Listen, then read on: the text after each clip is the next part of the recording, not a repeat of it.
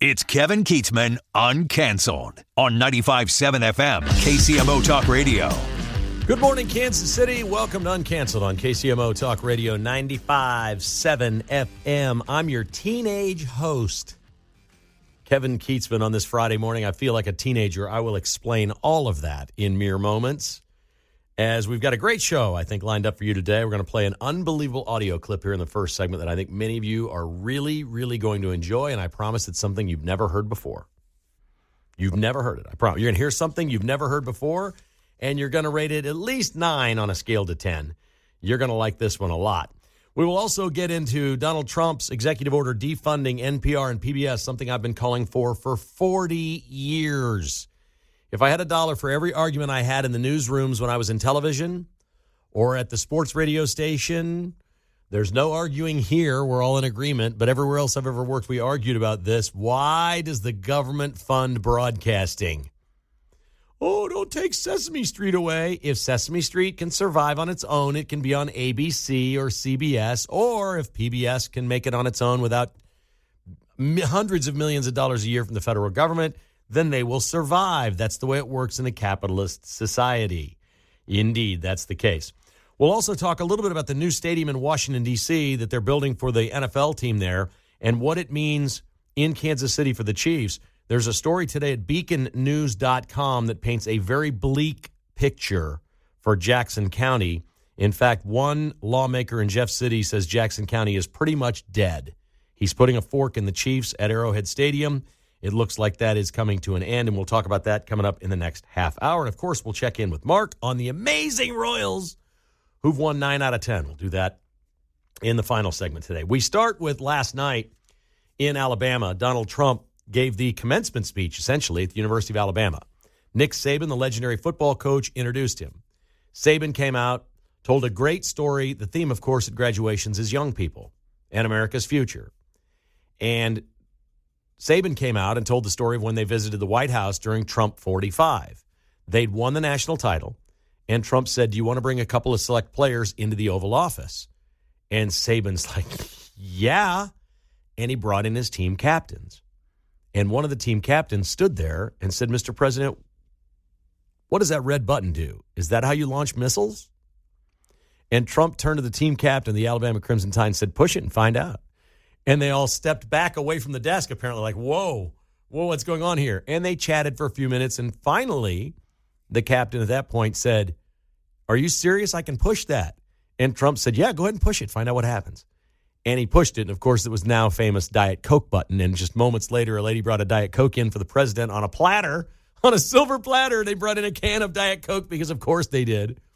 Actually, it probably wasn't silver. If it was Trump, it was probably gold, because he loves the all the gold fixtures and all of that stuff. So Saban was great introducing him, but then Trump comes out, and the place goes absolutely wild. You're at a university. Now, again, it's Alabama. It's the SEC. This is where conservatism and the youth vote we're talking about and young Republicans are really, really figuring life out and changing America. They have gone to school as kids during COVID, were sent home, did Zoom calls, all this. They were locked down. They made it through that. They've watched Joe Biden fumble around, and now they got a badass president that they think is really cool for a guy in his 70s. Like, he's taken no prisoners. They love SEC football. Donald Trump is the epitome of SEC football. He's UFC fighting. He's all these things that, especially young boys who are filled with testosterone, and all they want to do is just go, fight for it, scramble, play, they're physical, whatever. They see this in Trump. They see it for America. It's resonating on these campuses, especially in the SEC, but many Big 12 campuses as well. Not so much in the Big 10, not so much in the Ivy League and places like that. So there's a real separation. You can call it polarization, but there's a separation. And it's my understanding this speech was all the colleges were there. There wasn't one boo. It was a wild scene as Trump came out. All these young people just love him. And I felt like a teenager all over again. Not only is my wife on her annual girls' trip with her college friends, which makes it feel like when my parents would leave town when I was in high school, when I was a teenager, I flashed back last night watching this thing to 1982. I was a third-week freshman at Kansas State. I'd been there 3 weeks. I'd never been away from home. I'd been there 3 weeks. Didn't know up from down. Hey, President Reagan is coming to give the Landon Lecture at Ahern Fieldhouse. Tickets are free. They were selling bedtime for Bonzo T-shirts in Aggieville. We had all kinds of stuff. We couldn't believe the president was coming to Kansas State, so of course we were going to go. We were not overly political. I was a jock in high school. All I thought about was sports and girls and beer. That's it. I'm 18 years old. It was legal to drink beer, by the way, when you were 18 then. And that's it. My life was that. Sports, girls, and beer. Ronald Reagan came. This speech on September 9th, 1982, literally changed my life. It opened my eyes. He talked about things like we do today. Soviet aggression, which is now Russia, terrorism, gas prices, taxes, economy. It was heavy stuff for an 18-year-old kid. But what happened then is what happened last night with Trump. And there was a young voter revolution. It created the Reagan Revolution. It was young men mostly, but a lot of girls or women their age too seeing this for the first time or thinking about it for the very first time. And it's appealing. It sounds right. It's common sense. It makes sense. I want you to listen. This is the introduction to President Reagan, September 9th, 1982. This is not the actual speech. There's a little bit here. It's about a minute and a half long or so. It's the president of the university, Dwayne Acker, who is the man who actually signed my diploma. I have no idea how I got a diploma, but I did. And he signed it. He's introducing Reagan. And listen as Reagan is thanking everybody that is there that day when he separates between the university president, the board of regents, Senator Bob Dole, and then he mentions the students. Listen to what these students think of Ronald Reagan in this one. Ladies and gentlemen, the President of the United States.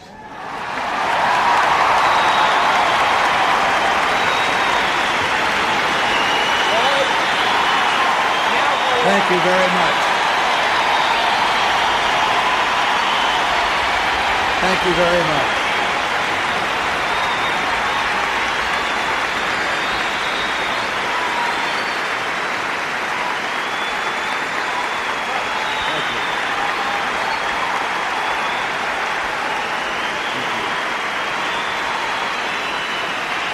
Thank you. You've done that already. Well, thank you very much, President Walker, Governor Carlin, Governor Landon, Senators Dole and Kassebaum, members of the Board of Regents, faculty, the students, and distinguished guests.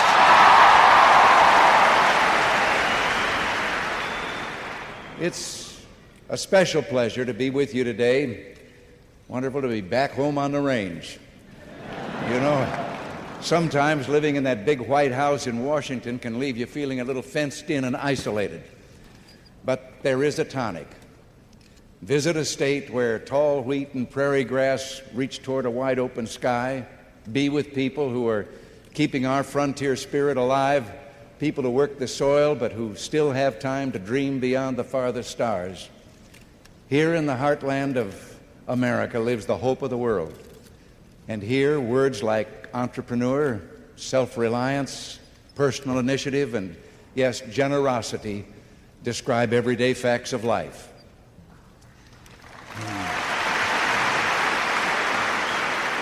All right, I'm holding up my arm here on the live stream. I got goosebumps everywhere. That man was such an impact on my life. And that day was, look, there are personal things in your life that really matter. I've had children, all of those things. But as a direction in my life professionally, where I was going to go outside of my parents who raised me, the man I was going to be, the things that I would aspire to do and hope for and dream of were born that day, September 9th, 1982. I had no idea what I was getting in for that day. I just didn't know. I'm like, let's go. The president's coming. This is cool. And I was riveted. There's text of the entire speech. You can get on a search engine and find it. You can find the entire speech and see it. And his speeches were so different than today, but so impactful. He was a wordsmith. He had great writers. He always said it with such inflection and tone. It was not bombastic and in your face like Trump, but it was the same appeal. It's American greatness. It's American exceptionalism. It's a giant neon sign over your head that says, we will not apologize for being great in America. We will not apologize for having a better system than you. We will not apologize for our history. We're always working toward being a more perfect union. This is who we are, it's what we are, and it's what we should be. The Reagan speech came just mere months after Jimmy Carter did to America what Joe Biden just did to America. Now, Jimmy Carter didn't inherit COVID, but he did inherit something that political for him should have been great, and that was the Watergate scandal, Nixon, Ford not being elected president after taking over behind Nixon. All of these things should have worked in their favor, and America very quickly found out that Jimmy Carter and liberalism was not the answer, that 2.5-hour lines for gas at $1.40 a gallon in 1979 was not working for anyone. Nothing was right under Jimmy Carter. We were embarrassed all across the globe. We had hostages in Iran, like the massive group of hostages that were released the day that Reagan put his hand on the Bible. Everything changed. And when you're a teenager and you weren't even, I wasn't able to vote. I had not voted in a presidential election yet. I was 18 in September of 82. I had not voted. There was no way after sitting through that speech I was ever voting for a Democrat in my life. My wife asked me last night, what's Trump? When does he sleep? Who's his travel agent? How does this work? Why is he to Alabama? I said, Trump, for all of his in your face that we talk about and fixate on, he is a drip, drip, drip president. And the effect that he's having over this long 12-year, 14-year, when you think about the beginning running in 2015, this is going to wind up being about a 14-year period of time with a drip, drip, drip of a generation of young people that will become voters and like what he's doing and see what he's doing. And when it works, it's going to fundamentally change America for an entire generation of young people. It's working. It's why they're freaked out on the left. It's why they don't know anything else other than to attack Trump. He's changing America the way that President Reagan did. And only until Barack Obama came along and a whole bunch of white people didn't want to be identified as racist, said, we'll vote for that guy. We'll vote for this guy.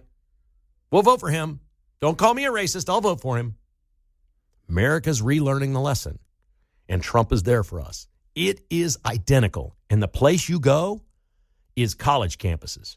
And if you can find places where you know they're going to scream and you're going to have great video, these kids are going to share videos, it's going to go viral everywhere. Young people can be persuaded that there's somebody smarter than their teacher. Okay? The teacher that's telling them the things they can be persuaded by the right folks. They don't often listen to their parents. There's a period of time that teenagers are like, I'll listen to anybody but my parents right now. We've all been through that. That's why teachers are so impactful and powerful. And if they get political, it's why they're so effective in changing voting habits of this country. That's why the Democrats go after the teachers' unions and all of the schools. Trump's circumventing all that. Reagan did the same thing. That day changed my life. I hope you enjoyed that. It was a hell of a speech, and Trump's doing the same thing. God bless the USA. There you go. Great stuff. I love 80s music. That wasn't really on my radar much in the 80s. I don't think people think of that as 80s. That was written in 1984 and recorded by Lee Greenwood, and it never would have been written and recorded if Ronald Reagan weren't president of the United States. That was just the time and the era. And I love that Trump brings so much of that back. I love the fact when he holds some of those meetings in the Oval Office where he's standing there taking questions and has a podium and a guest, that the largest portrait behind him is Reagan. It's pretty cool. He asked Laura Ingraham earlier, well, I didn't know what to put here. Should I put Reagan there or George Washington? Okay. It's so fun. It's fun when great history repeats itself. And then you hear Trump, I'm confused now. You get Trump saying things like he wants, Veterans Day to be Victory Day. We need to celebrate our victories in the United States. And I think that's exactly right. So many good things going on. I really appreciated this executive order. I don't know exactly how this is going to work about funding for public broadcasting television and national public radio. The key in each of these symbols, NPR and PBS, is public, which means it should be T, National Taxpayer Radio, and Taxpayer Broadcasting System.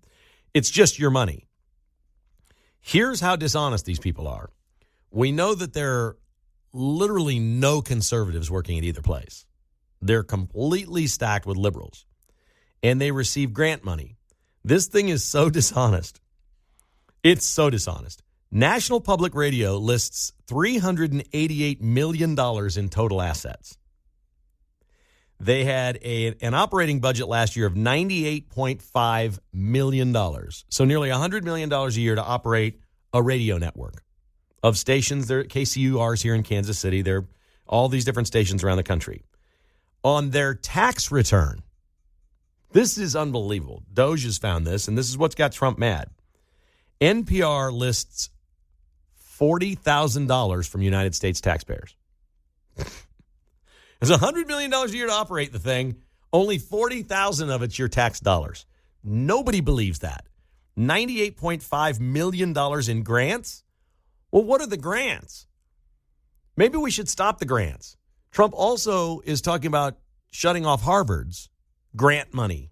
Did you know Harvard gets $2 billion a year from the federal government in grants? Why? They've got billions sitting right there in their own reserves. They can do this all on their own. The wealthiest people and the most powerful people in America went there and can fund that university. Why are our tax dollars funding Harvard? Trump's tearing all this down. Folks, we're only 103 days in. He's just getting started. And again, these are the kinds of things where even if you don't get it all, even if you don't get to a point where you've slashed it all, if you cut NPR and PBS in half of what our tax dollars are going to, that's a win. Now, I don't think that's the case. I think it should go away. I believe in free enterprise. I think we should give nothing to PBS and NPR. They do radiothons and telethons all the time where they beg for money.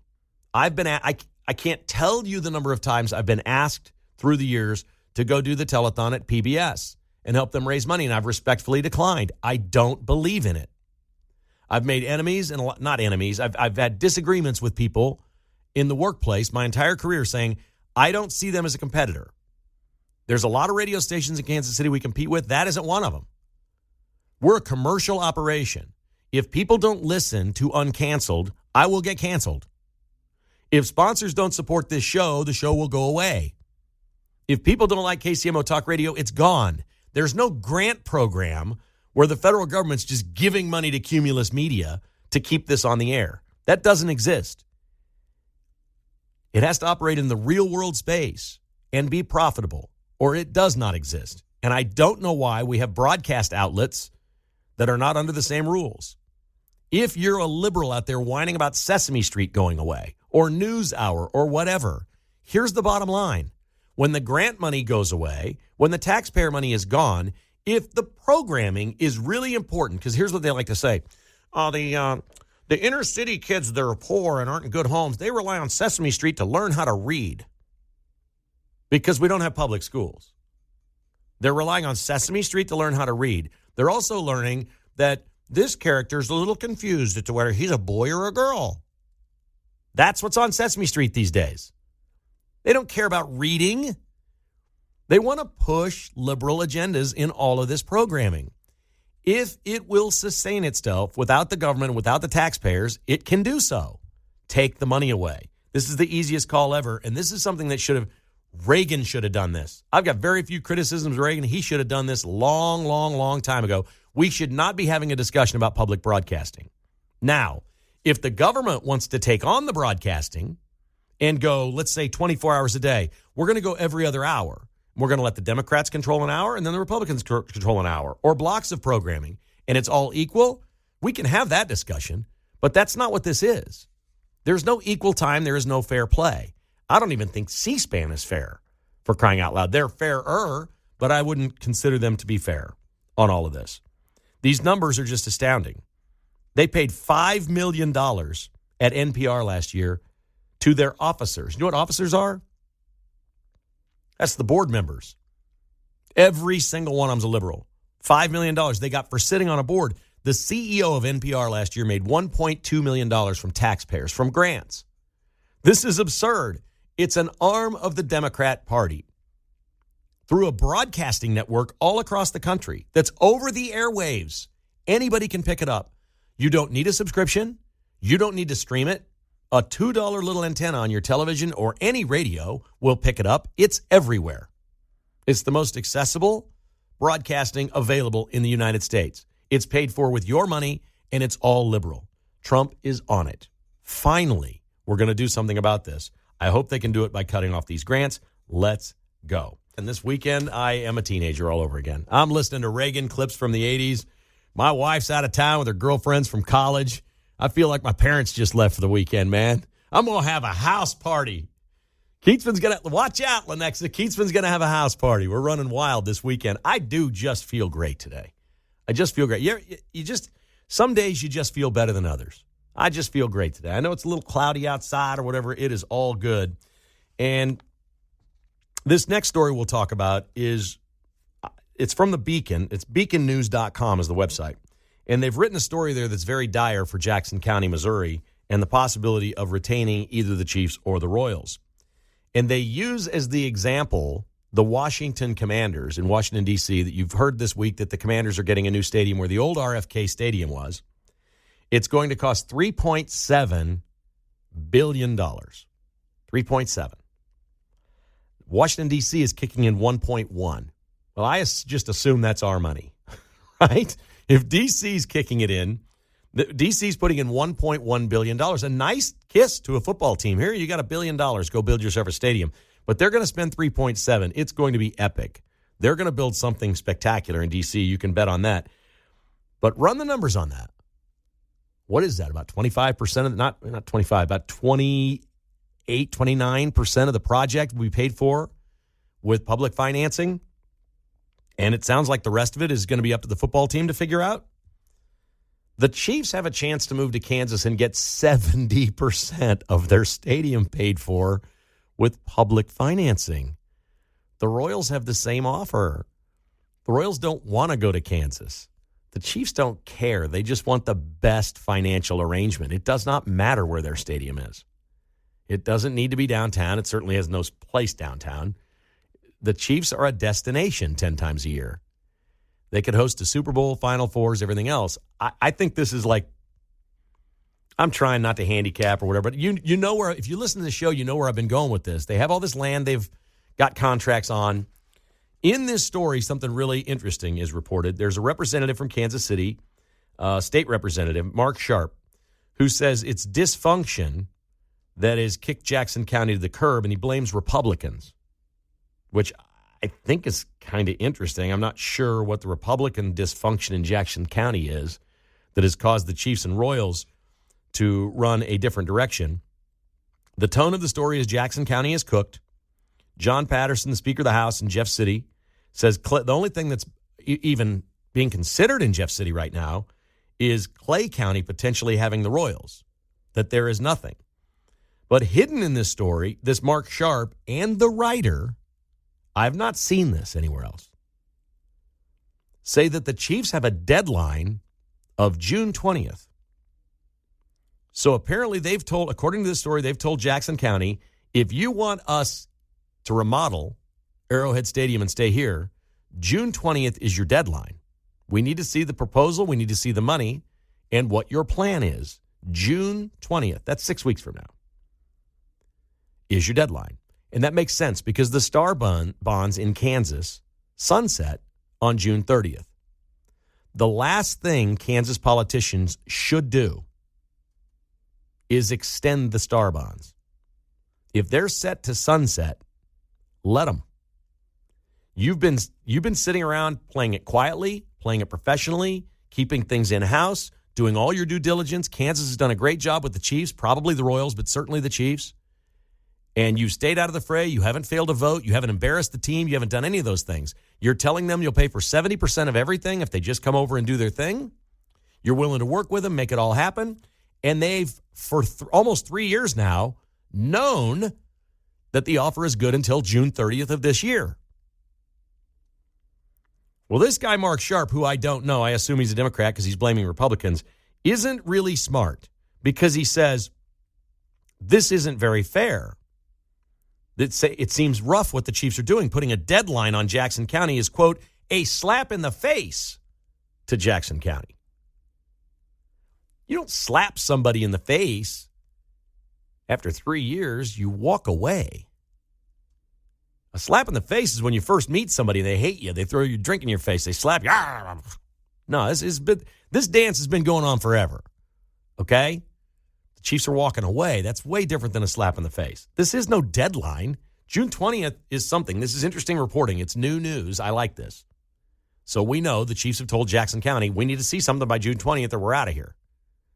That's it. Mark Sharp's confirmed it in this story. It's at beaconnews.com.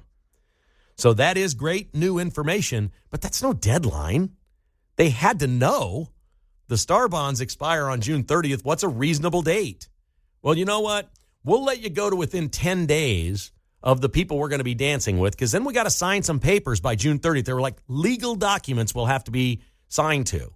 Not a final plan, but the Chiefs, in order to move to Kansas by June 30th, if the Star Bonds are not extended, will have to take action over those 10 days and legalize this and get it through before the Star Bonds expire to make sure that this is going to happen for them. You do not mess with this amount of money, folks. These owners are not stupid. Clark Hunt, every politician in Missouri, every politician in Kansas, every person in the ownership or with the Kansas City Royals, Clark Hunt and Mark Donovan are smarter than all of you. They just are. I'm just telling you right now. They're smarter and better at this than any of you. What they want to do is going to be the best thing for them because they're smart business owners. They will do what's best for them. There's been this thought that Clark is going to give this nod to his dad, that his dad built Arrowhead, and I don't want to ruin Dad's dream, and our family. I can't say this loudly enough, and Clark will never say this or admit it to anybody. Clark Hunt has overshadowed his dad in such a massive way in Kansas City, in the impact in Kansas City. I can't put it into words. Did Lamar Hunt do great things? Yes, he brought a football team here because he didn't want to compete against a team in Dallas. So he was looking for some suckers to try my team in my league that might fail, but I'm a rich kid, and if it fails, think of women's soccer or UFL or one of these other leagues going on. That's what the AFL was. It was Lamar Hunt's little brainchild. Nobody thought it would work. It just did. There were a lot of places didn't have football, and when they got football, hey, people like football. Look at this. And so it worked. And he won a Super Bowl. It was successful. And he built, at the time, what was a really cool stadium. And then he got really, really cheap and way too loyal to all his people. And we went through the longest period of losing I can ever remember in Kansas City in any sport. The Chiefs were awful, just awful. And the seats were empty. And we saw that Arrowhead had multicolored seats, and it was funky looking. Ugh, it was terrible.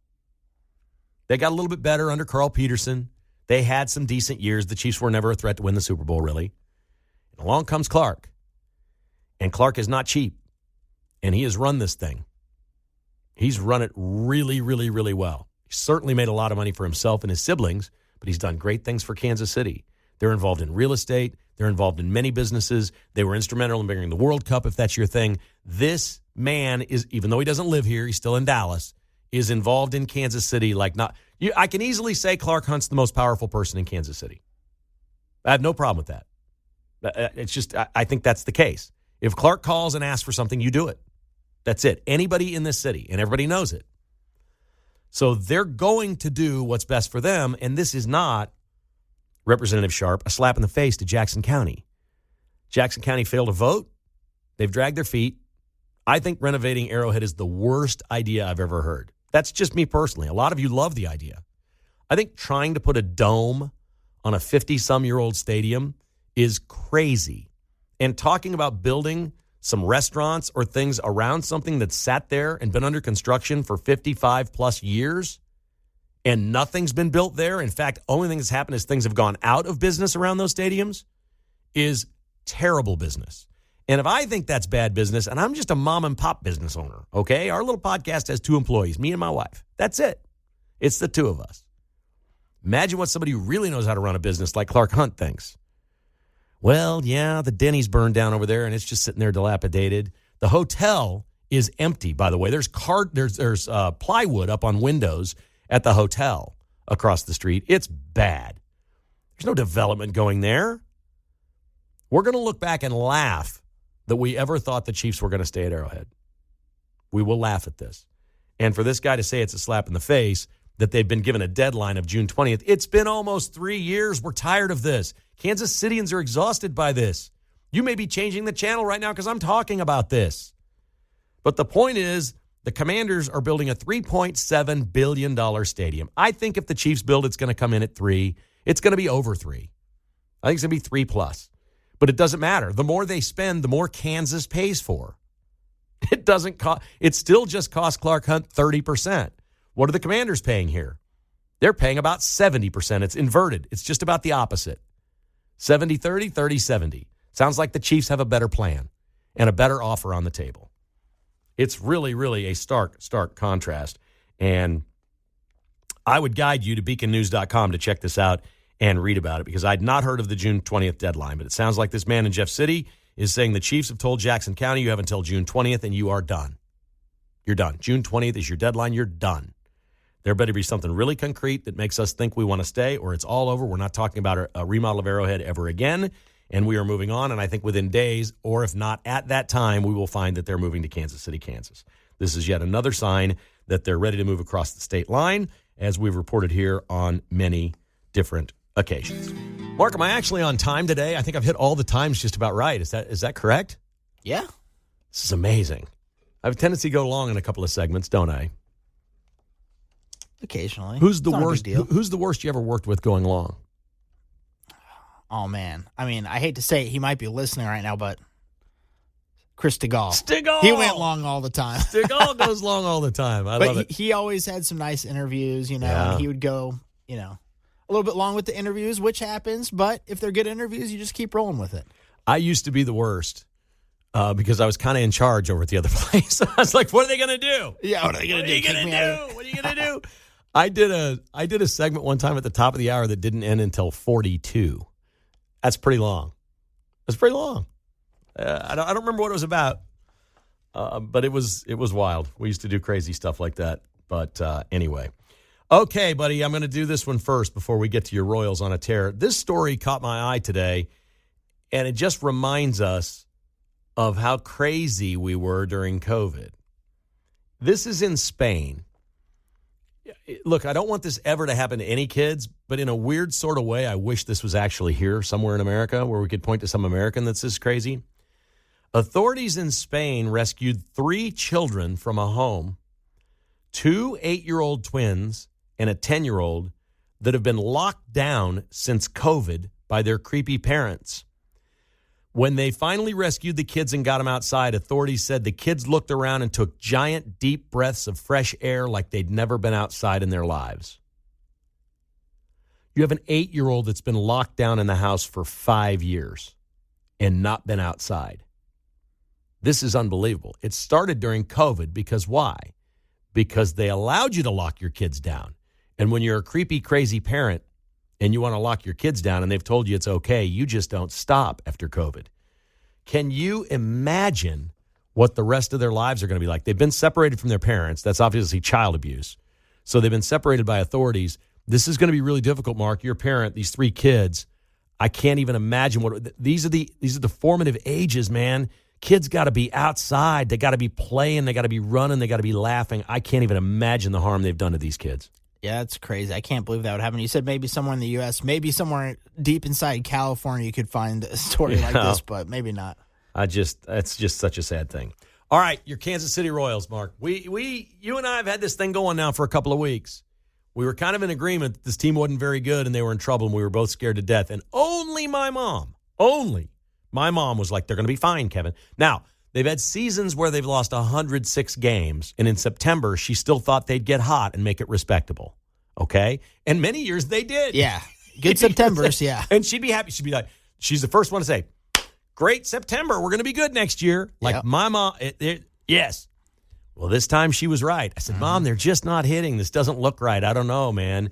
That Sunday game, I do think we nailed it. That Sunday game against the Tigers was huge for this team, and they barely won it in extra innings. They had to win that one. They had to win that one against the Cy Young contender, Tarek Skubal. They got that win. They've just been on tear. They've only lost 1 game since then, I believe. It's absolutely crazy. Yeah, they're 9-1 in their last 10, and they have pitched brilliantly. The pitching won't be this good the rest of the way, and the hitting won't be this bad. But there's something about the Royals, and we saw this last year, and there's something that's always true in sports. If they believe they're good and they think they're going to win, that's the most powerful thing. The Chicago White Sox don't think they're going to win. Colorado Rockies don't think they're going to win. The Royals think they're going to win. They got kicked in the teeth, man, on that road trip, and they came back and said, you know what, we don't care. We know we're good. We're going to be fine. The 15 Royals were like that. They won a World Series without an MVP candidate, without really a Cy Young candidate, and maybe without a Hall of Fame player, although I think Salvador Perez will wind up in the Hall of Fame. Yep. It can be done.